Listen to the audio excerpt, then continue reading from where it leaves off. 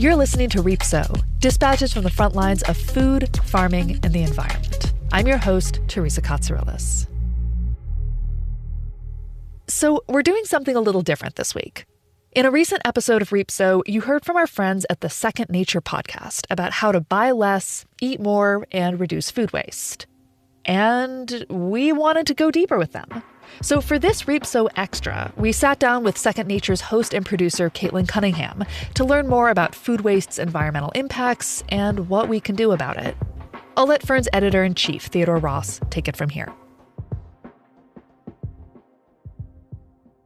Katelan, welcome to Reap Sow Extra. How are you?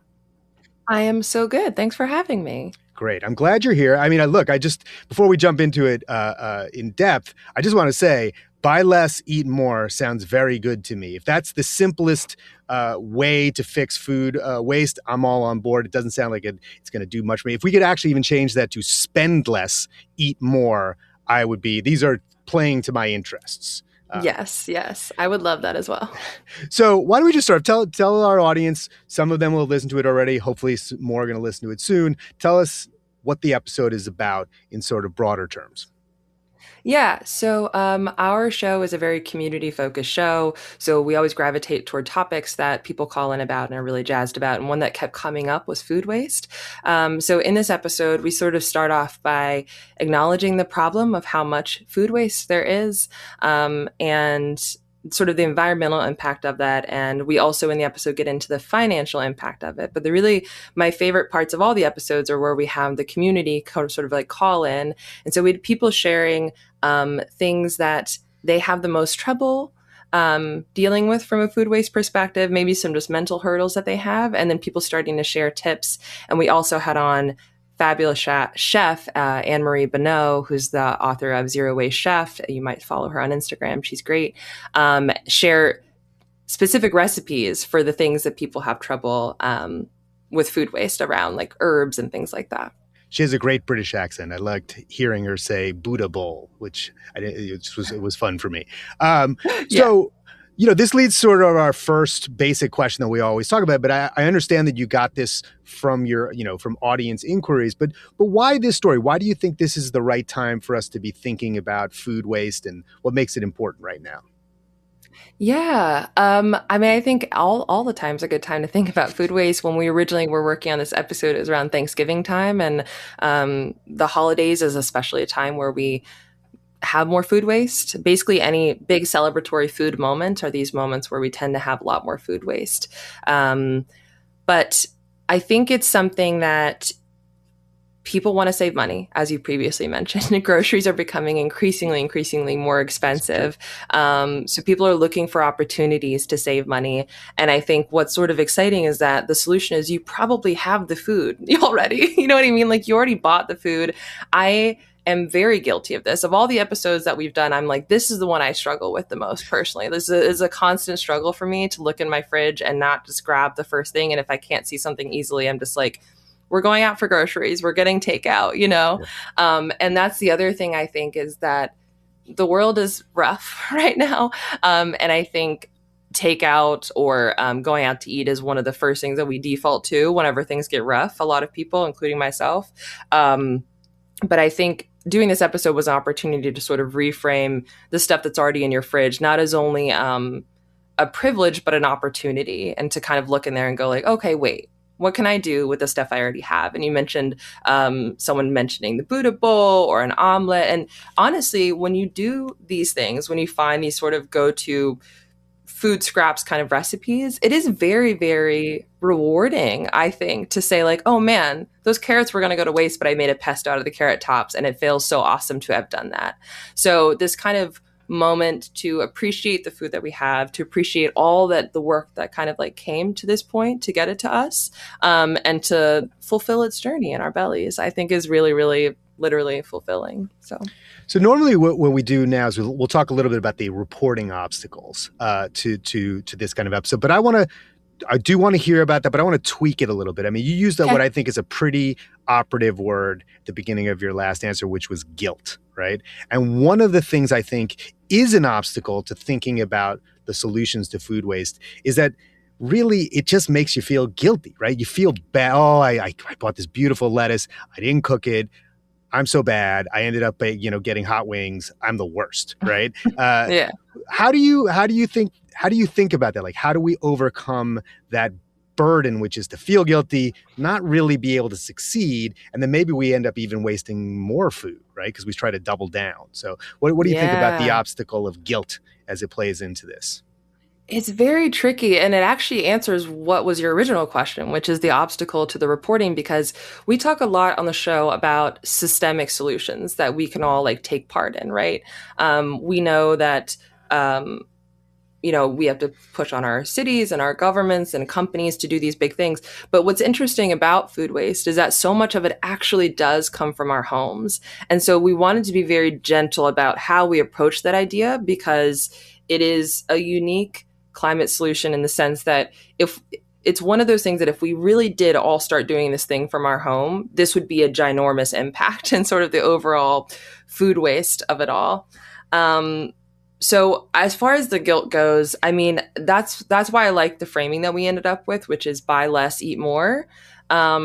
That's a great way to start alleviating that guilt, is to just go to the grocery store and say, like, I'm just going to buy half the amount of food that I need. And I know that that comes with some sort of time obligation, especially if you're like a parent, you got other things going on. You're like, look, I don't have time for another run to the grocery store. But I think it just requires maybe a little bit of tweaking here and there, and then hopefully you start to see that pay off when you're throwing less stuff away, right? But I totally understand. I totally understand the guilt aspect of it, and I think that part of it is ideally you can compost if you have a compost solution that helps to alleviate the guilt. I still feel a little bit guilty when I throw stuff in my compost bin, because the people who grew that lettuce didn't grow it for me to throw it in my compost bin. They grew it for me to eat it. The farmers, at the farmers market, they're really excited. They're handing it to you, being like, I hope you enjoy this, not I hope your worms enjoy it. So, but if you can compost, that is a really good way to sort of ease your guilt a little bit. And then we bring up a couple other solutions there, which is like, if you're, let's say you ordered a whole crate of these sodas, you don't like them, they're just going to sit there and gather dust, like put them in their community fridge, offer them up in your buy nothing group. Starting to just get a better relationship with your food and saying like, oh, this is on its way out and there's no way I'm going to eat this thing. Finding other ways to use it before it goes bad can also really help alleviate that guilt as well. You talked about this a little bit in the podcast, but I wonder how you think that the idea of food waste and mitigating food waste intersects with another kind of competing priority, or maybe not competing, but the priority to cook, right? So when we are cooking, there's a pretty good chance we're going to use up the food that we buy, just because it's the nature of how cooking works. But a lot of people feel like they don't have time to cook. They are intimidated by cooking. I mean, I do all the cooking in my house. My wife does some of the cooking. I'm also like the lord of the leftovers, so I do a fairly good job of like using everything up. But there are a lot of times and places for people where cooking is just kind of rough. So how does the desire and the need to cook, does it compete with food waste mitigation? Is it complementary? What do you think about that? That is a really good question.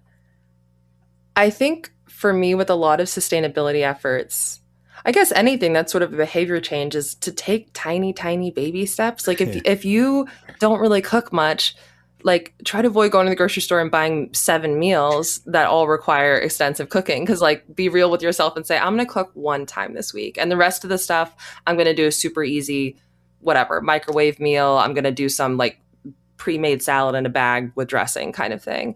So I think so many sustainability things, it reminds me of, this is a weird comparison, but I follow a lot of dermatologists on Instagram and they say the best sunscreen is the one that you wear. So like the best sustainability habit is the one that you can keep up. It's the one that it's literally sustainable, right? Like it's the thing that you can keep doing over and over again.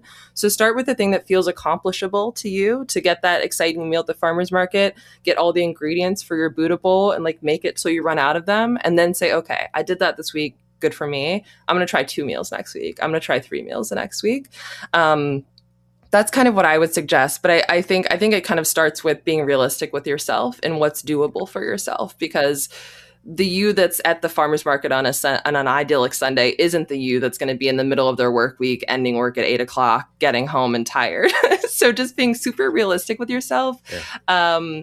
And then I also like having a backup plan. So you're not getting this Romanesco that you're only going to do this special roast with that you saw on a New York Times recipe, being like, okay, but if I don't do that, at least what I'm going to do is just chop these up real quick, toss them in olive oil and throw them in the oven and just eat them like that.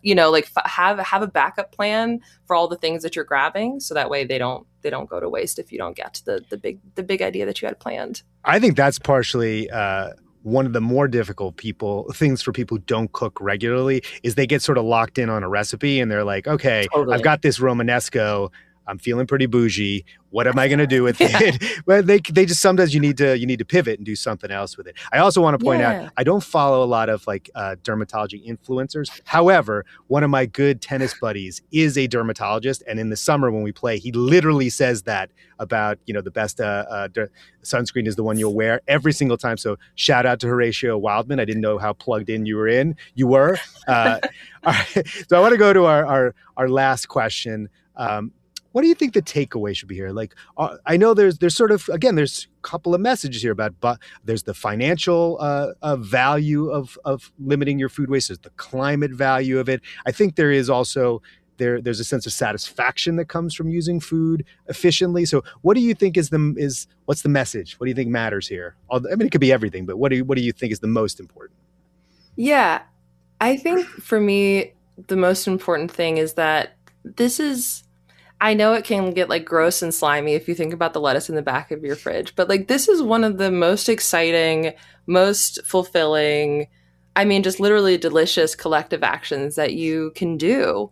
I think it also connects to our finances in a way that's really exciting for this moment in time to kind of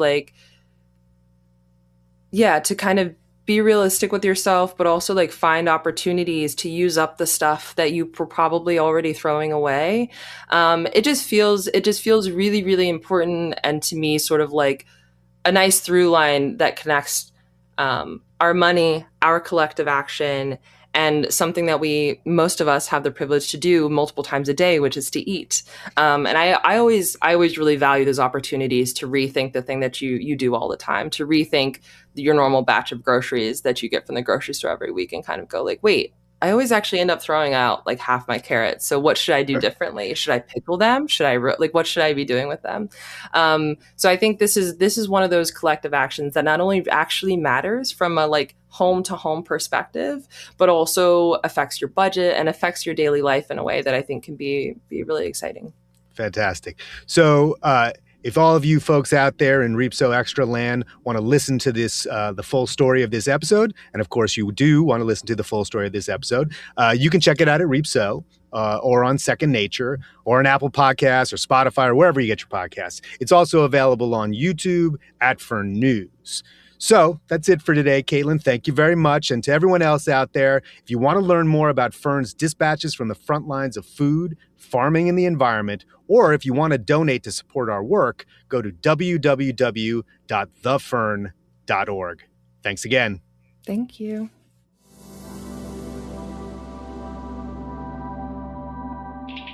Reapso is a production of the Food and Environment Reporting Network. Our executive producers are Theodore Ross, Tom Laskaway, and Brent Cunningham. Our sound engineer is Lauren Newson. Our audio and video producer is Amanda Vicari. I'm your host, Teresa Katsourelis. Katelan Cunningham hosted and produced for Second Nature, and Evan Goodchild edited and engineered it. Fern News is our home on YouTube. Find out more about Fern and donate to support our independent nonprofit reporting at www.thefern.org.